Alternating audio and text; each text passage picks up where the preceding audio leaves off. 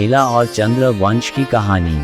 वैश्वस्वत मनु का सबसे बड़ा पुत्र इला था। जैसा कि पहले उल्लेख किया गया है, कई पुराणों में कहा गया है कि इला एक बेटी थी। वैवस्वत मनु का कोई पुत्र नहीं था और उन्होंने पुत्र प्राप्ति के लिए यज्ञ करवाया, लेकिन उनकी जगह एक बेटी का जन्म हुआ और मनु ने उसे बेटे की तरह पाला। ये बेटी थी इला। इक्ष्वाकु और उनके अन्य भाई बाद में ही पैदा हुए। जब वैवस्वत मनु बूढ़े हो गए तो वे जंगल में चले गए। उसके स्थान पर इला को शासक नियुक्त किया गया। इला विजय की यात्रा पर निकली और पूरी दुनिया की यात्रा की। वहाँ श्रवण नामक एक जंगल था, जहाँ शिव और पार्वती अक्सर आते जाते थे। शिव ने आदेश दिया था कि जो भी पुरुष जंगल में प्रवेश करेगा वह महिला बन जाएगा।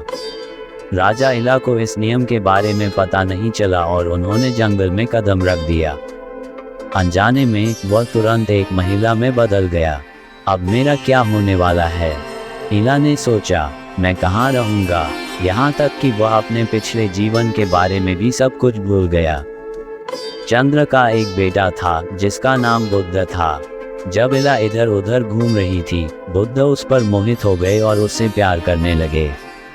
दोनों का पुरुरवा नाम का एक बेटा हुआ और पुरुरवा चंद्र वंश के पूर्वज थे। इस बीच इक्ष्वाकु और अन्य भाइयों ने इला की तलाश शुरू कर दी थी।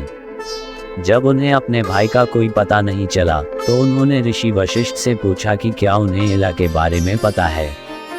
वशिष्ठ ने ये जानने के लिए अपनी मानसिक शक्तियों का उपयोग किया कि क्या हुआ था। उन्होंने राजकुमारों से शिव और पार्वती से प्रार्थना करने को कहा। यही इला को एक बार फिर पुरुष बनाने का एकमात्र तरीका था।